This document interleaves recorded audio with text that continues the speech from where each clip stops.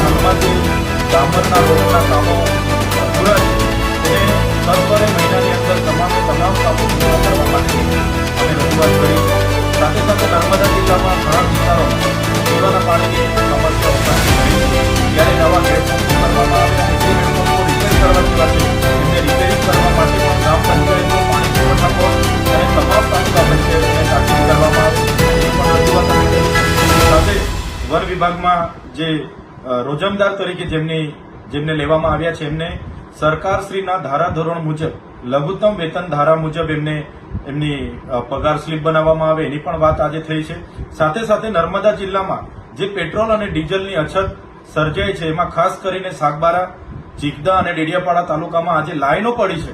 ત્યારે અમે સરકારશ્રીને અને એના વહીવટી તંત્રને જણાવ્યું છે કે તમે પણ કેટલો સ્ટોકની સપ્લાય આજે બાકી છે અને કેટલી કટોકટી છે એની પણ સરકાર લોકોને એનો ખુલાસો કરે, લોકોનું ધ્યાન પર એ બાબત મૂકે. એ જ પ્રકારે ખાતરની આજે અછત છે તો આ ખાતરની અછત પણ સત્વરે એનું નિરાકરણ આવે એ બાબતે પણ મેં આજે રજૂઆત કરી છે.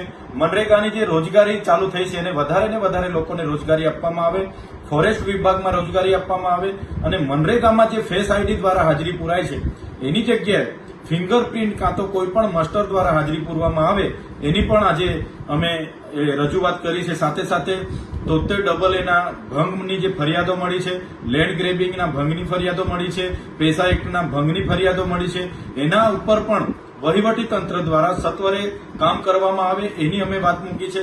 સાથે સાથે આરટીઓ વિભાગ દ્વારા નર્મદા જિલ્લામાં ગેરકાયદેસર જે ચેકપોસ્ટ ઉભી કરવામાં આવી છે જેમ કે ઘનસેરા, બેસણા ટેકરા, સેજપુર, કંકાલા, ગાડીટ, તો એ ચેકપોસ્ટો દ્વારા કેટલાક પોલીસ અધિકારીઓ કેટલાક લોકોને શાકભાજી નાખવા જતા ખેડૂતોને, શાકભાજી લેવા જતા ખેડૂતોને અને કેટલાક લોકોને હેરાનગતિ થાય છે. તો એમાં પણ એસપીશ્રીએ એમને તાકીદે મેં ધ્યાન દોર્યું છે કે દેવમોગરા જતા લોકોને પણ હેરાન પરેશાન કરવામાં ન આવે એ બાબતની પણ આજે ચર્ચા થઈ છે.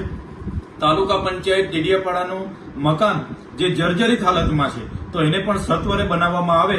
એ જ પ્રકારે આંગણવાડી હોય, શાળા હોય, જેટલી પણ નર્મદા જિલ્લાની સમસ્યાઓ છે અમે સૌએ રજૂઆત કરી છે કે તમામ સમસ્યાઓનું સત્વરે નિરાકરણ આવે અને કલેક્ટરશ્રીની અધ્યક્ષતામાં તમામ અધિકારીઓએ સકારાત્મક રીતે આ તમામ સમસ્યાઓને ટૂંક સમયમાં નિરાકરણ લાવીને તમને પણ રિપોર્ટ કરીશું એવી બાહેધરી અમને આપી છે.